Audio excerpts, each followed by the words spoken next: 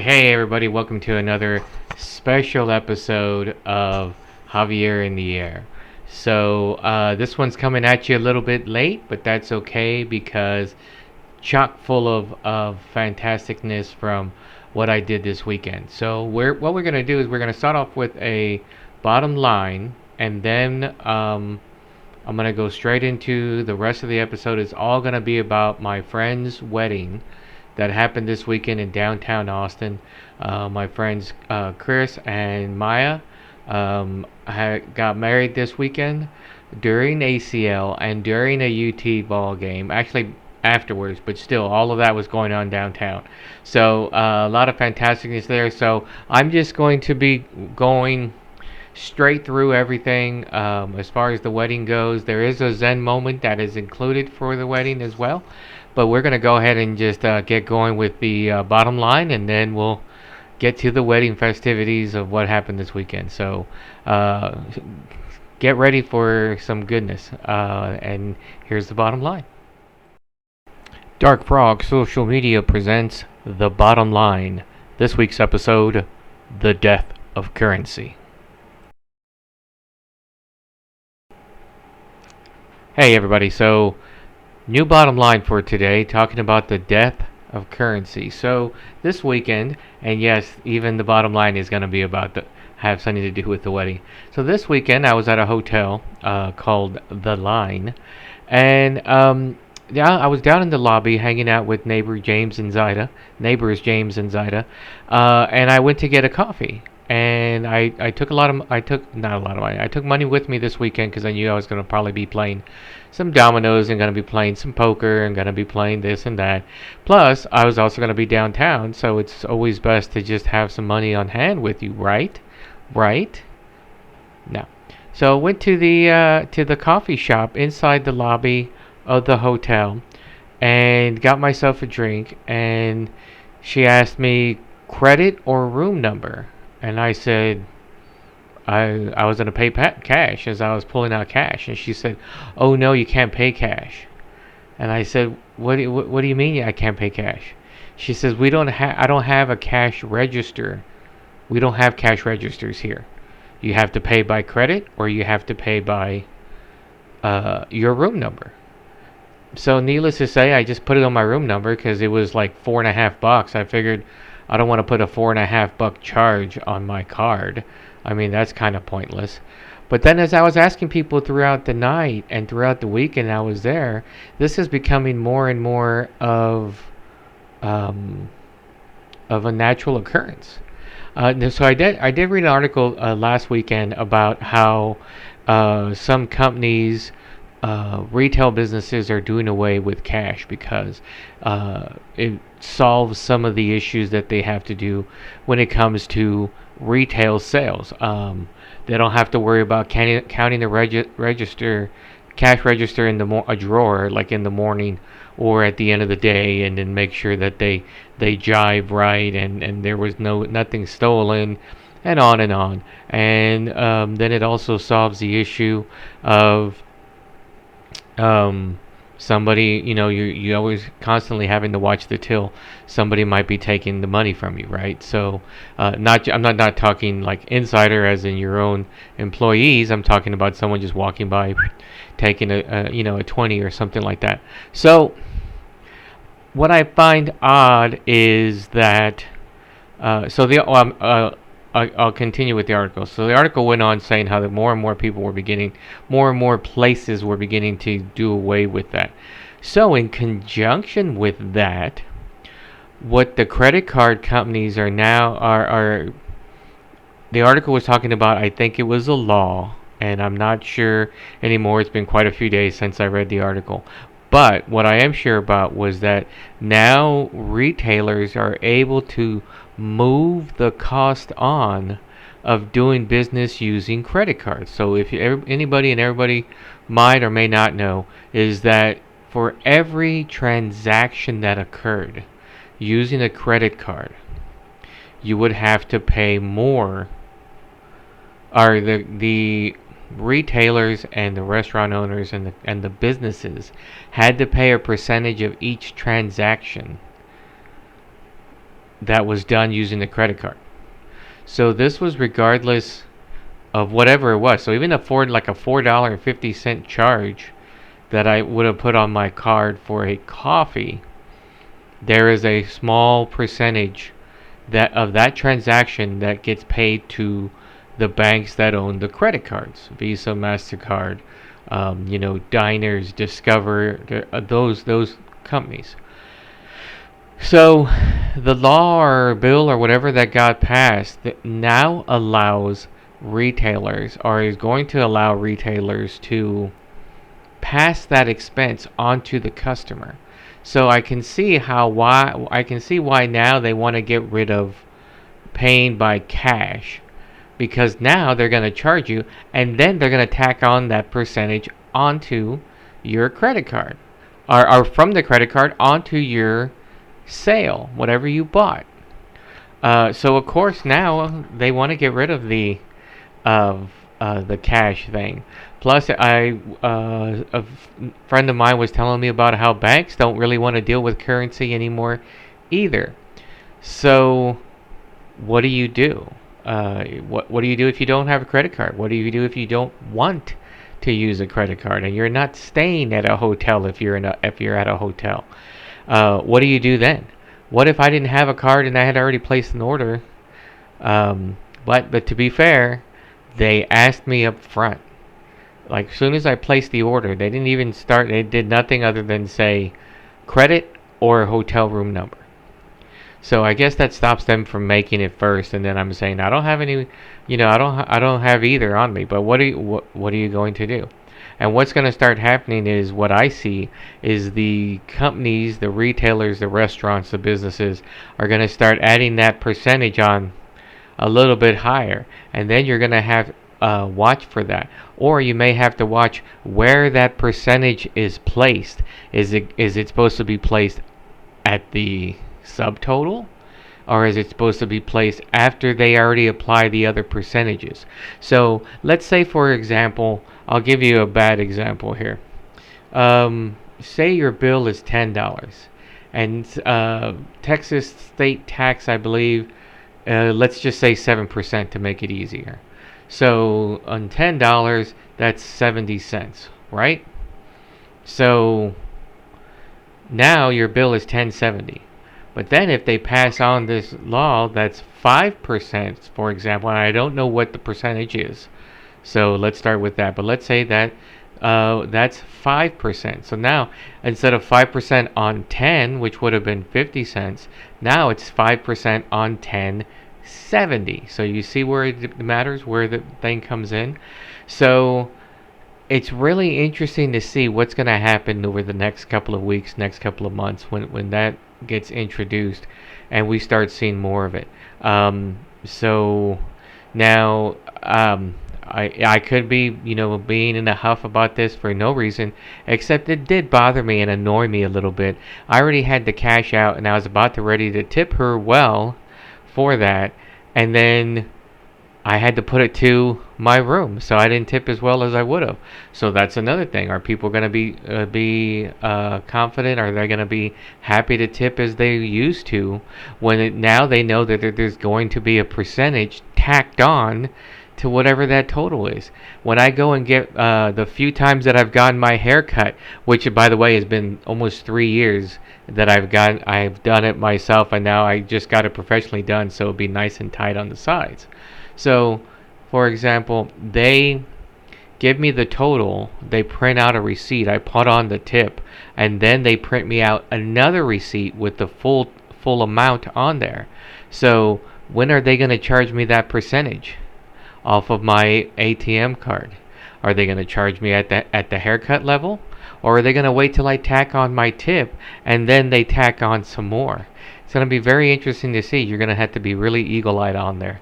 So the bottom line is that currency for what it was over the millennia that people have been using currency may be coming to a death, but it's not going to go gentle into that good night, and it's probably going to be the death of a lot of other things having to do with currency. So we'll have to keep an eye on that, and that's the bottom line. Thanks a lot, everyone.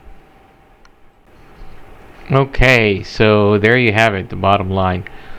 And thank you for watching. So if this is your first time watching Javier in the Air, welcome. I appreciate you watching this episode, and I hope you will enjoy it. I hope you will subscribe to my channel on YouTube, Javier in the Air, and we'll watch some of the archive episodes. This is season 3 for me, so I'm really excited about doing it, and I hope that you will enjoy some of the things. Now, like I said, this is an extra special episode, so I'm going to go straight in, and from now on, this is all going to be about my friend's wedding. I may interrupt it with some quick thoughts, but I'm also going to be doing some voiceover work, and so I hope you really enjoy it. My friends Chris McDowell and Maya Lustgarten got married this weekend downtown Austin, and so I got to see them, have a great time, see some old friends I hadn't seen in a while, enjoyed their company, met some new people, made some new friends, as one is wont to do at a wedding. And I was even in the wedding, so you get to see some of the studly shots I have of probably the last time you may see me in a suit, at least for a long time. So anyway, here's the wedding adventures for my friends Chris and Maya.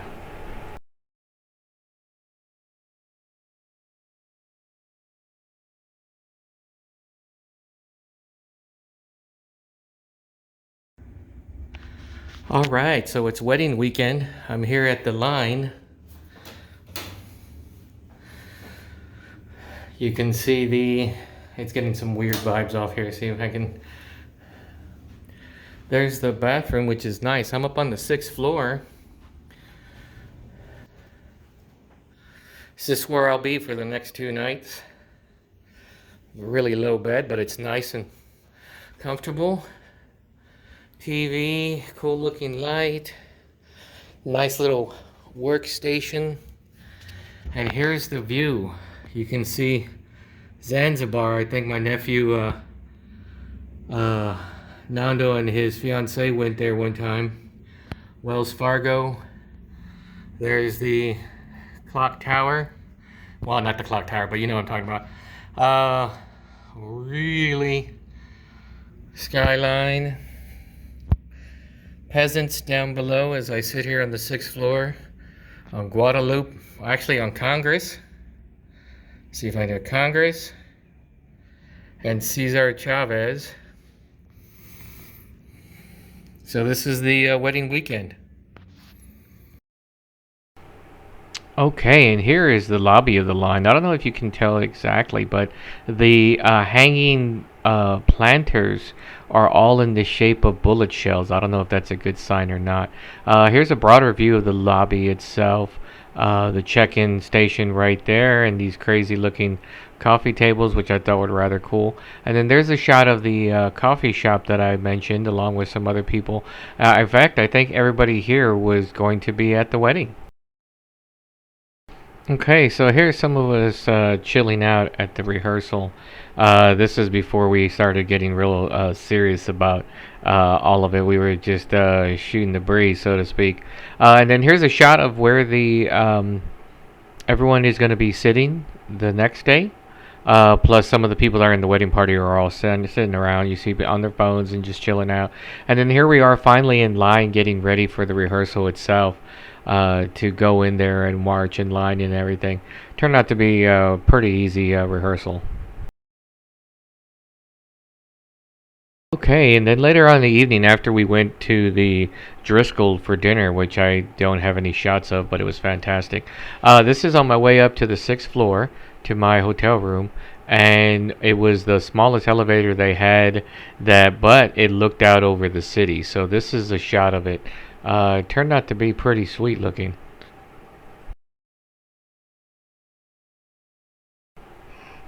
Here I am, and the photographer's in the way, but here I am. I wanted to take a photo shot of me looking in the suit, all dapper. Like I said, you won't see this very often. Okay, so here is here's a nice picture of Chris. This is probably about 10 minutes before we got in line to go into the wedding, and he's holding up a box of Fruit Loops. So the story behind that is that we all had, currency, yes, currency, to play some poker and whatnot, and yet we forgot chips of any sort. So one of the guys, James, went out into the world in Austin. And picked up a box of Fruit Loops at a local convenience store that was nearby downtown area, and we used the Fruit Loops for about 90% of our gambling that day. I wound up doing quite well, but I also did not eat any of my Fruit Loops, so that's gonna be kind of our story for pre-wedding festivities. So it turned out to be really funny. All right, so here's some pre-wedding stuff. This was not your normalized wedding, so the officiant was Kristen, who was ordained earlier this year. There was no real religious bent to this at all. And we were getting ready, like literally outside the area where we were going to go in. So here's Maya with the bridesmaids getting ready. And then you see we're in line right now, and you see in the front there with the blonde hair, I believe that's Kristen. And then Chris's parents, this is his niece right there. And then there's Chris on the left-hand side looking dapper. And so there another shot, and Chris's other niece is there. So we were. This was about 3-4 minutes before we walked into the location itself. So it turned out real nice. And again, like not normalized weddings.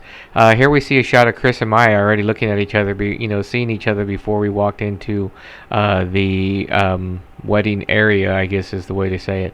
So great looking couple. There's a great look of Maya and Chris smiling and enjoying themselves before everything was made official. So really fantastic. Right before the wedding shots.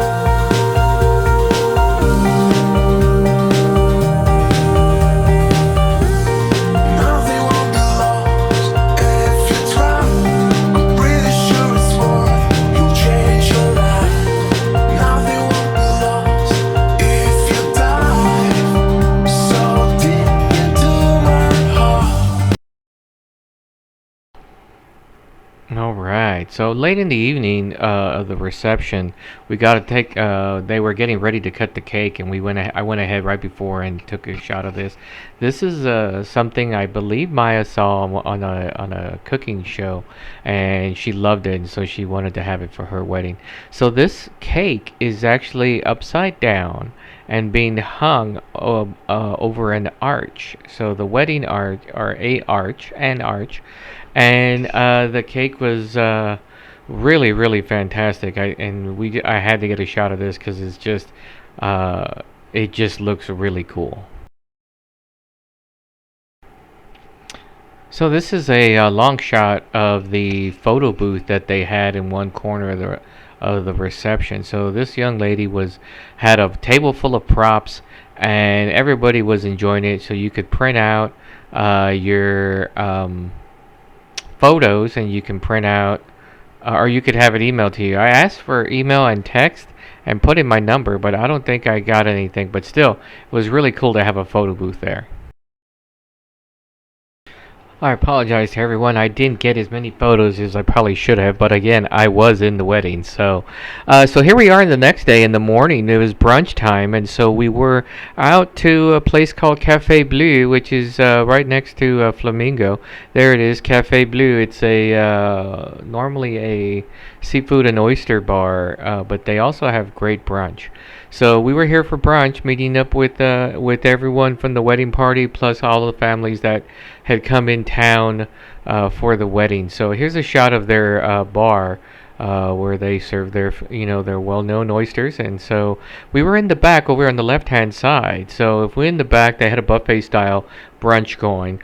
And I picked up some really, really good French toast with this, you see this peach syrup dressing on that. And then they had these spicy eggs that had like tomato and spices and everything in it. So it was really good. And then to wrap it all up, I had a um, beignet. Now they weren't Cafe Du Monde quality, but they were really good. And I had just one because I knew I would be there all day. So it was a really good brunch. Okay, and there you have it. The wedding of the year. Chris and Maya getting married. Fantastic to the two of them. Mazel tov, congrats, good luck, all that. Which I'm looking forward to seeing them again as a married couple. Perhaps when they come by and play some games or for a tasting party or something. So that was it. So that was a little bit of slice of downtown Austin for everyone. I don't get a chance to go down there as much anymore, but it's still great to do. So some of the takeaways that we want to take away from this wedding is true love didn't die over COVID. I know some people, there were some depressing times, but if Chris and Maya can make it through COVID and come out of it and still want to get married, then things are great. Have a upside down wedding cake. Went over fantastic with everyone. Everyone enjoyed it. They loved it. Plus, it was a good cake. But the fact that it was hanging upside down really made it fantastic. I don't have one with me, but another one is have something unique that people will talk about from now until the end of time about your wedding. And Maya did it right. So she had a coloring book that she put together with moments of their life up to that point, and provided crayons and gave the book out to anybody and everybody, which was fantastic. There were some at the table. I was given a swag bag with stuff in there and all that. In fact, I got a great groomsman gift, which I don't have with me, unfortunately, but I will show it next week because I think it needs to be shown. So thanks to Chris and Maya for that. So that's another takeaway: a great groomsman and bridesmaid gift. So if you are thinking of doing a wedding, planning on doing a wedding, then you would definitely want to do something unique. So the coloring book, the upside down cake, the lockbox. So every table had basically like a mini escape room where you had clues and keys, and you had to work together as a table to open your chest and get a treasure chest of items. Ours was a lot of chocolate, fantastic chocolate, Ghirardelli, and then old school like Kit Kats, and then there was just some Hershey's, and it was just fantastic. But the thing was, is that it got the entire table working together, which means if you were at a table where you didn't know a lot of people, fortunately for me or unfortunately, depending on how you look at it,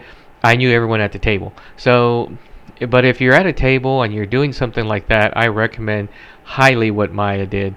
There was little keys. Each of us had a little key, and you had to do unlock certain things. Then you had to look for clues. And the chest was on. There was a smaller chest, and inside that chest was another clue. And then there was two books at the table, and inside those books were more clues. And then you had to figure it out. And then it turned out most of the clues were red herrings, and you had to figure out which one was the right clue, and then you had to figure out the combination, and then you had to unlock the treasure chest. So it was just on and on and on, and it was fantastic lead up to the dinner, which was fantastic. So okay, so before I move on to the food, so those were the great takeaways from there. And so there are absolutely no cons to speak of from the wedding. Everything went off, seemed on my end anyway, and I was in the wedding. Everything seemed to go off without a hitch. Everybody was there for it. We were all happy and excited for the young couple there, and we just thought it was fantastic. So, kudos to Maya and maybe a little bit of Chris, but mostly Maya for putting together one of the best weddings that I've seen ever. And I've been to a lot of weddings, so I'm telling you this from years of wedding going experience. So great takeaways from that. So my nephew and his fiance are coming in next week to have like a pre engagement or post engagement party. They're already engaged for this side of the family who may not be able to make it to their wedding, and I'm gonna give some of these takeaways to them. I'm gonna let them know. I'm gonna have them watch this podcast. I'm gonna talk to them about it. I'm gonna show them photos. So really great. Um, if you're going to have another takeaway is if you're going to have a reception at a hotel, try to get hotel rooms at that hotel so people can just go straight to the reception, and then they can go up to their rooms and get ready for the reception, and then they can have the reception there. If not, then you want to have things nearby that they can do. Another great takeaway is that Maya and Chris calculated, how are we going to do this with all these people? Well, there was a lot of venues around, so people were able to get out and about before the wedding. We were able to walk to the Driscoll Hotel, to the restaurant there for the rehearsal dinner, which was to die for. It was fantastic. And so it was just on and on. And then we walked to the brunch on Sunday morning, and that was just a quick hop, skip, and a jump for people who were at the hotel staying because they were from out of town. So that, again, seemed to go off without a hitch. Chris and Maya had their shit together, which means everybody else had their shit together, which means it was a fantastic wedding. So kudos to you two on that, and to everyone else who may have been involved trying to get that off without a hitch. So fantastic, great to see. Everything about that was great. I only have one thing, and it has nothing to do with them. It has to do with the suit rental. Men's Warehouse, they don't have their shit together. Luckily, we managed to get everything working right, but I'm going to save that for maybe another time. I don't want to ruin the goodness that I feel for this. So that's it for this episode, everyone. I appreciate your time. If you didn't make it to the wedding, I hope all the pictures and video and everything I have here made you feel like you were a part of it. Again, it was fantastic. If you have an upcoming wedding and you'd like to send me photos, by all means, please do. Especially the location, especially the wedding cake. And the bride and the groomsman cake if they have one, and if you are not part of any wedding but you'd like to be on the show, then just give me a shout out. I know I have someone I'm gonna try to get her on the show. She knows who I'm talking about. That we'll talk about hiring and getting hired and how to go about that process, especially in this day and age where you may have too much competition, you may have not enough competition. The employees may be trying to get new thing. The employers may be trying to get the upper hand again. So hopefully I can have her on the show in a couple weeks. If you have a business, mom and pop business, I'd love to have you on the show, regardless of whether you're local or not. There will be a craft fair going on November 12th, I believe is the date. Let me see if I can get that to come up. Yes, November 12th. And so I will have Crazy Stacy on here. That's Crazy Stacy's Jellies. And she'll talk about her wares, and she'll talk about the background of the Be the Light Craft Fair, how it started, and I believe this is our 4th or 5th one, so we're really excited about having it in our neighborhood. It's literally, again, another hop, skip, and a jump for me, so I'll be walking over there. I might even have some of my loofah for sale, and maybe a couple of other things. We'll see how it goes, and if there's any space left on neighbor James and Zida's table. So check all that out. I'd love to have feedback from anybody and everybody. So please feel free to comment on the YouTube channel or send me a note. Or if you have me on Facebook, send it to me on Facebook. I would appreciate and love all that. And so I hope this week sees you well. I know we're coming a day late, so it's a shorter week. So you'll see me again in a few days. But I got another wedding type involvement this coming weekend, and we'll talk about that next week. So I hope everybody has a good rest of the day and the rest of the week, and I will talk to you later. Thanks a lot, everyone.